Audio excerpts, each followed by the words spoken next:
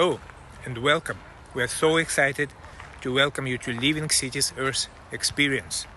Please enjoy the next few minutes, and we hope that this video and the ideas from our speakers will change your life to the better. Listen carefully. What particularly talks to you? What might have a chance to change your life and lives of people around you? Also, life of your place and our planet. We believe that you, the leaders of positive change, are those who define the future. So let's work together. And thank you for coming.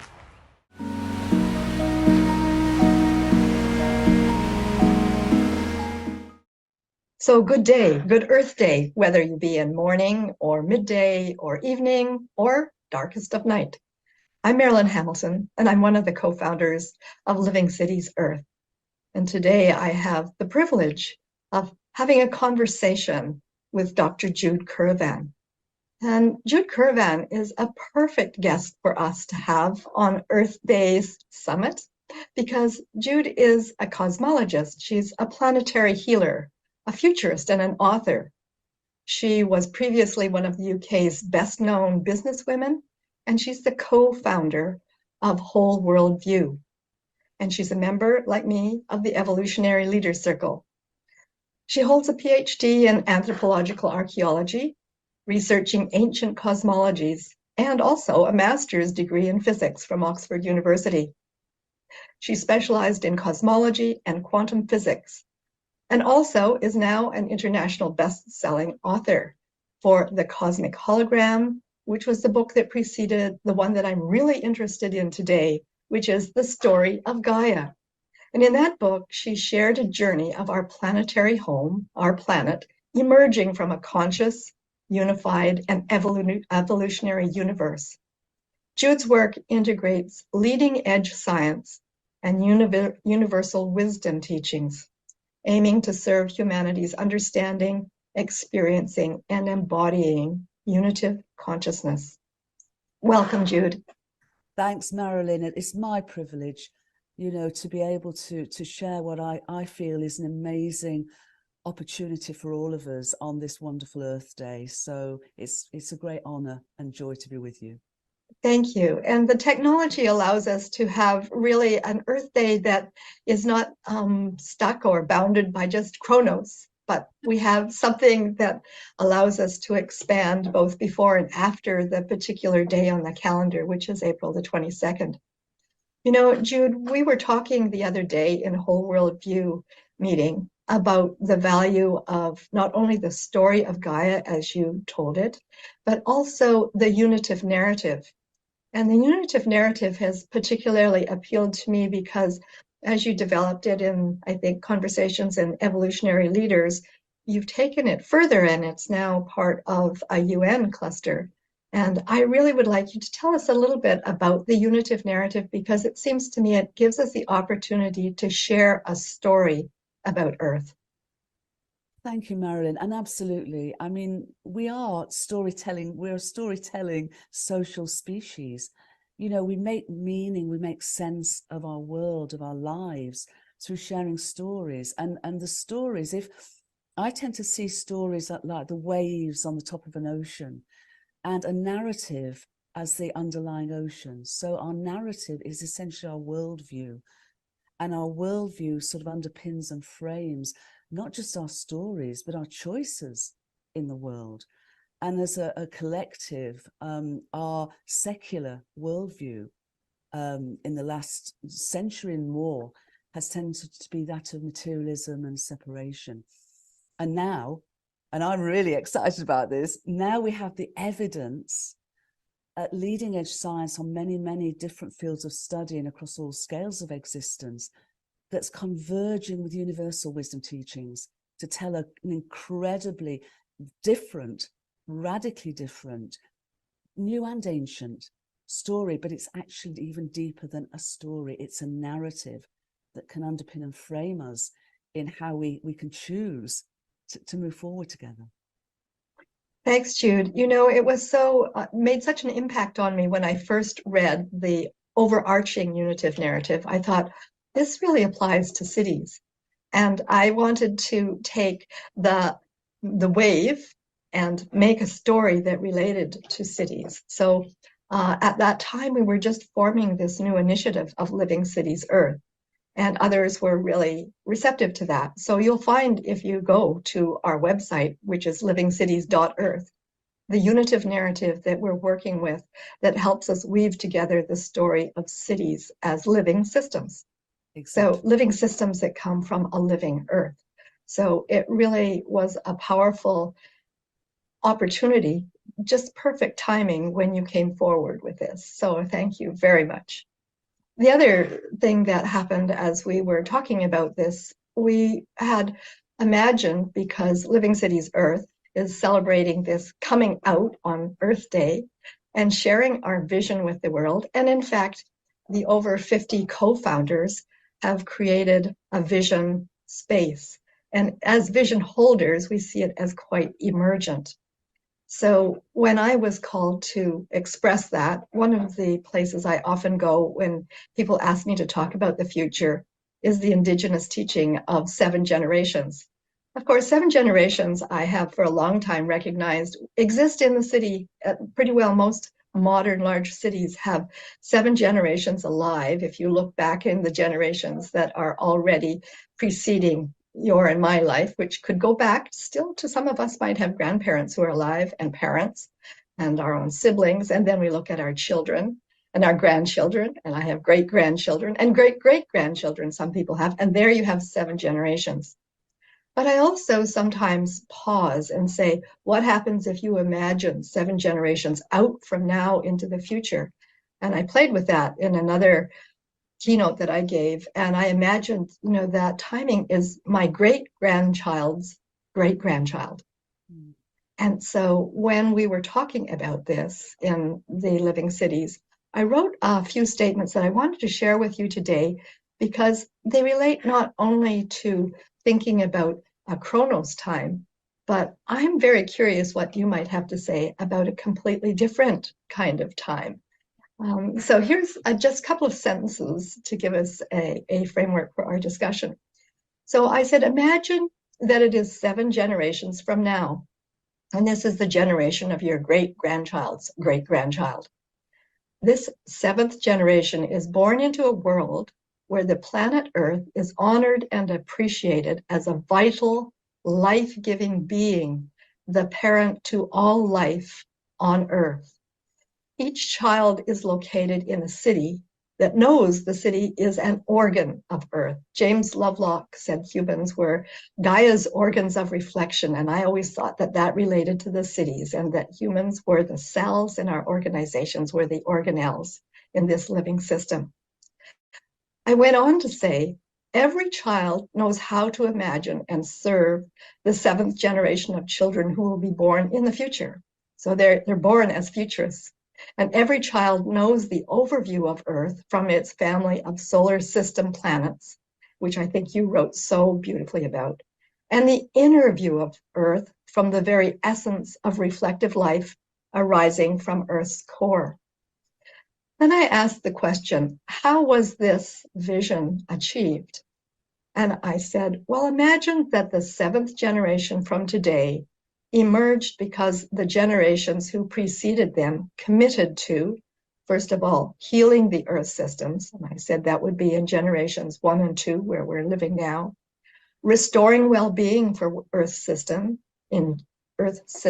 in generations 3 and 4, cohering all life in harmonious Earth ecosystems in generation 5, and manifesting fully alive Earth ecosystems for harmonious flourishing for all life on Earth. That would be generation 6.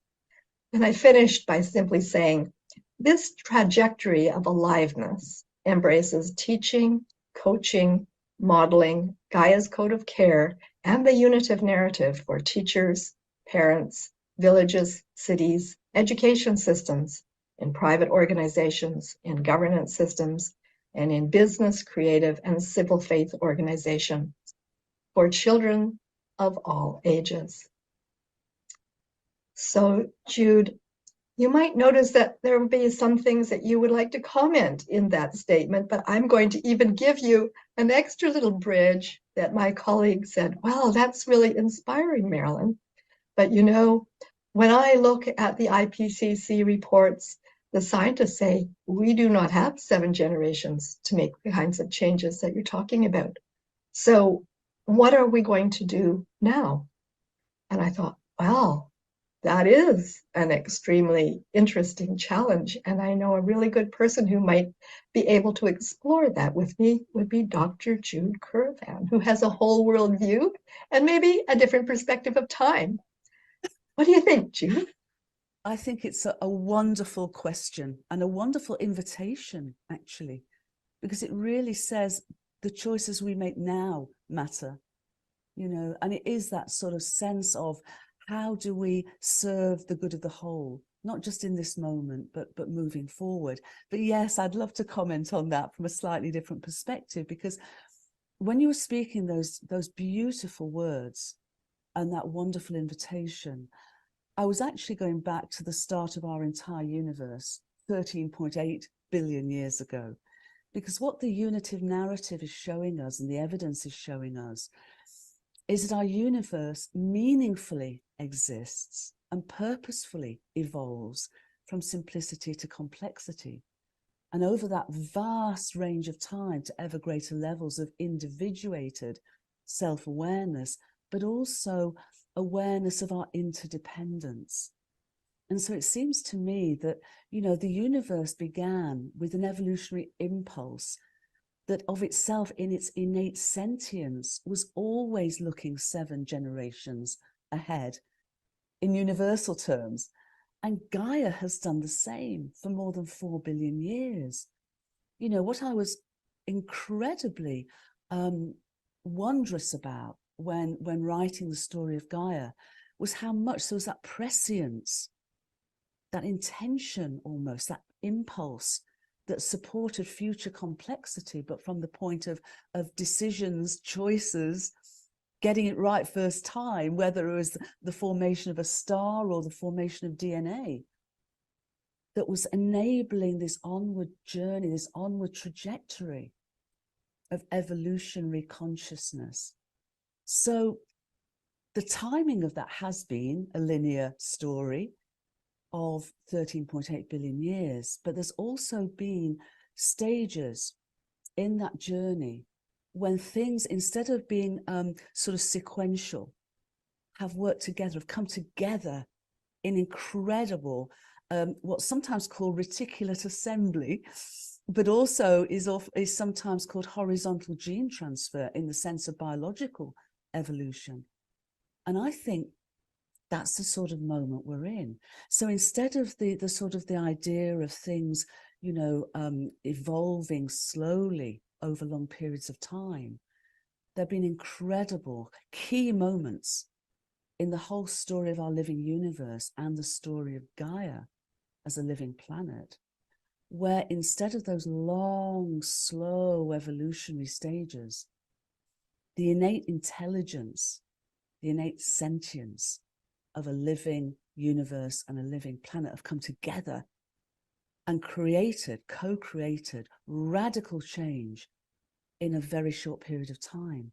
So when you spoke to me of the 7 generations, which of course, honoring Indigenous wisdom is so profound, but also that point, which we don't have 7 human generations to resolve the issues that, in a sense, we have been causative of from that old paradigm of materialism and separation. We're now waking up to remember we're inseparable. And so the unitive narrative is helping to underpin and frame us in unity and diversity and encouraging us to come together. And so by taking the sort of the lessons, the guidance from how Gaia has achieved such radical, revolutionary change in such a short period of time, instead of horizontal gene transfer, I sometimes now talk of horizontal meme transfer, because when we share ideas, which we can now globally, and those ideas speak to us, not just to our heads, but to our hearts and our hands, with this aha awakening, then I feel that those beautiful intentions of what you've written about and living cities, earth, are embodying in all that you're doing.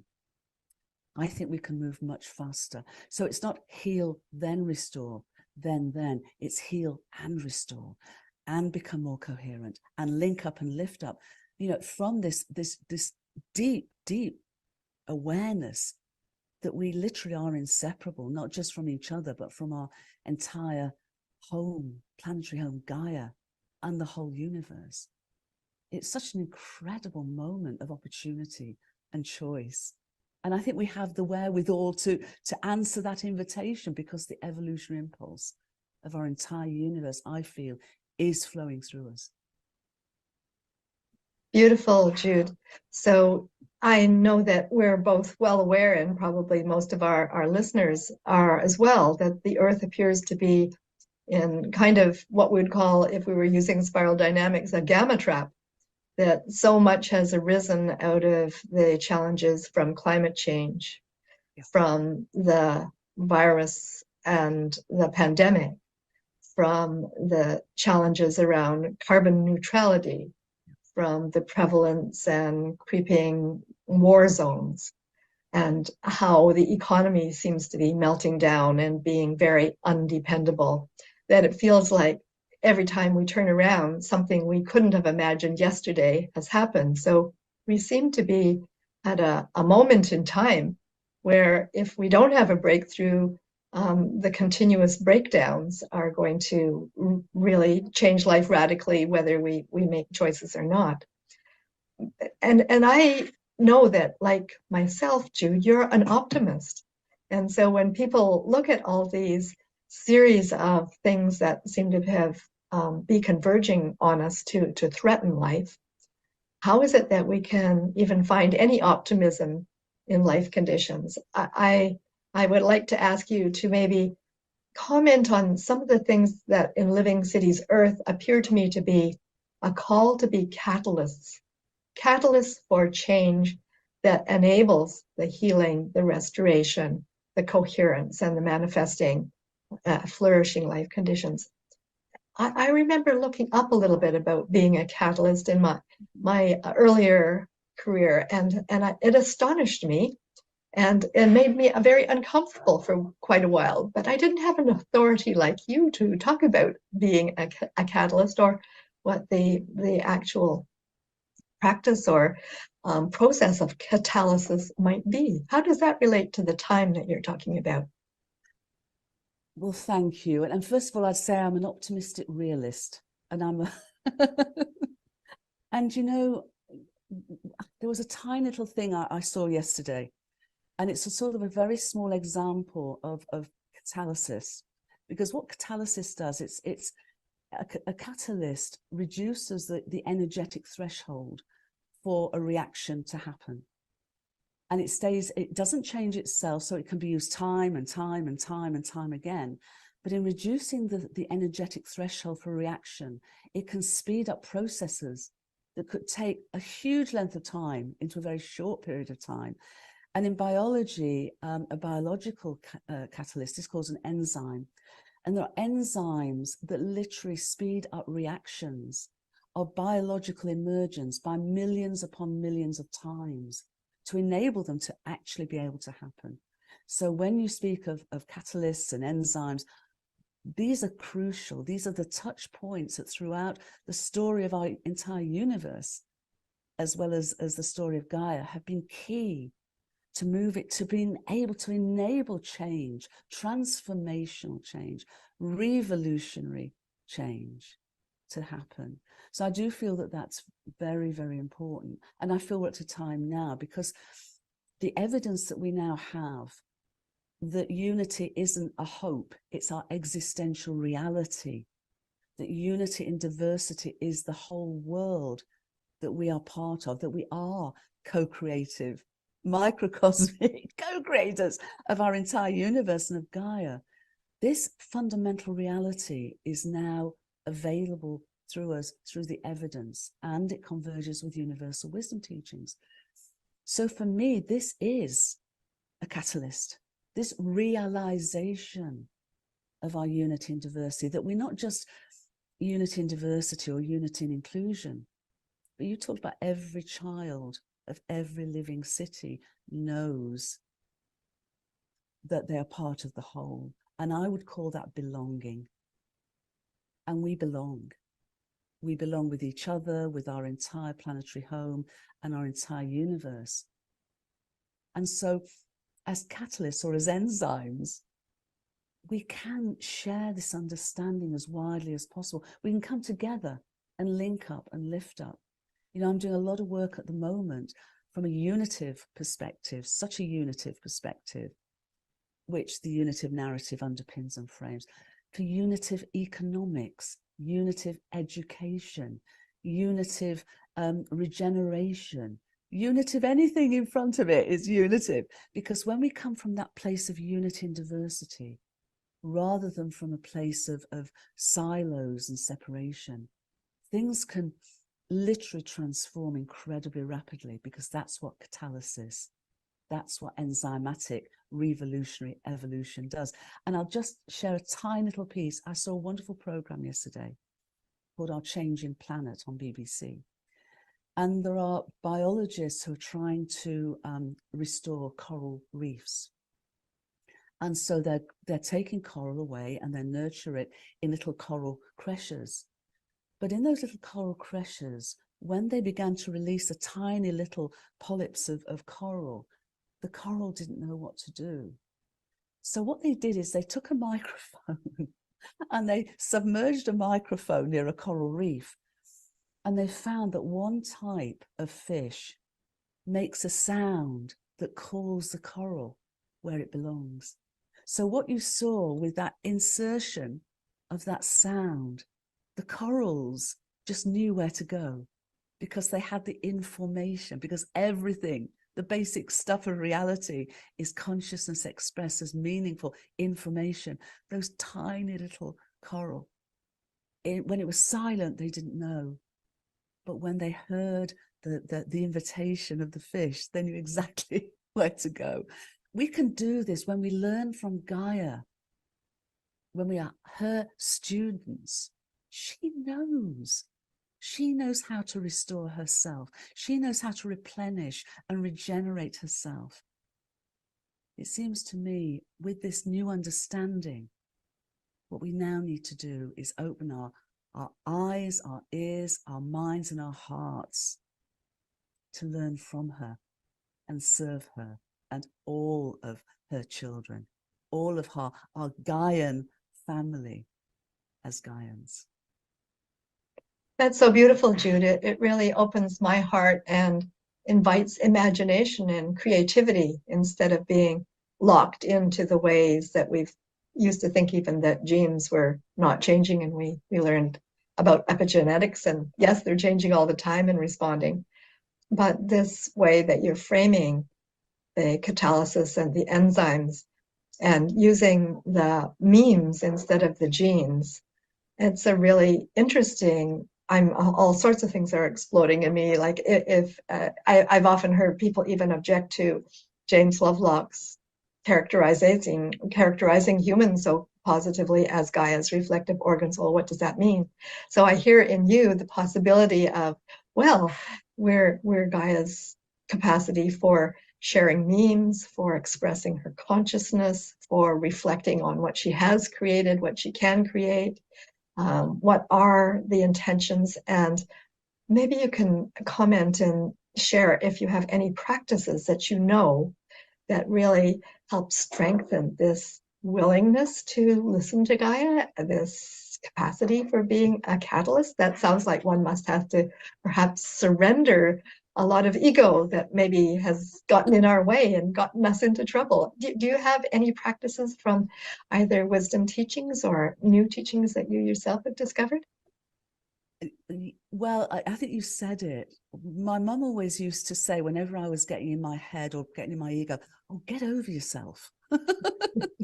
And so what I try to do is show up and get out of the way, because yeah, we can say, oh, we know it and we're so technologically capable. Now, I agree, that wonderful story about the fish and the coral, you know, we discovered because of technology. So I'm absolutely in awe and applaud technology when it serves the greater good, when it helps us remember that we are, you know, microcosms of a living, evolving universe, and that, you know, it and we have meaning and purpose innately, inherently. So my practices are very simple, because I love, Einstein once said, the universe is as simple as it can be, but no simpler. He also said something about we can't solve problems from the same mindsets that created them. So it seems to me we have a number of invitations here. And if we can answer the invitation to wake up, to consciously evolve, to be catalysts, it seems to me we can become Gaias and our entire universe as co-evolutionary partners. But the practice is to shut up and listen. And we were talking about planting potatoes earlier. Yes. We're both gardeners, and you know, for me, my gardening, I learn far more from my garden, from my trees, from my vegetables, from the microbiome of the soil. And I try and shut up and just hear and listen. And I learn so much. And I do feel if we can do that, allied to our technologies, not instead of, for me, it's a both and. We have incredible opportunities to serve Gaia in these 7 generations that we're now bringing into a parallel journey of healing ourselves, because it seems to me that our collective dis-ease has been one of separation. Yeah, that's beautiful. And I think it maybe ties into one of my practices. I've come to call it Care Ma Yoga.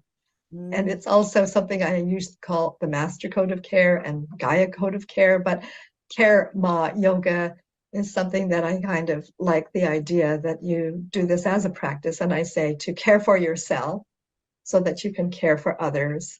And together we care for our places, and all together care for the planet. So there's a fractal unfolding. And I try to do this practice every day. You know, that is how I set my intentions and how I review how my day has gone.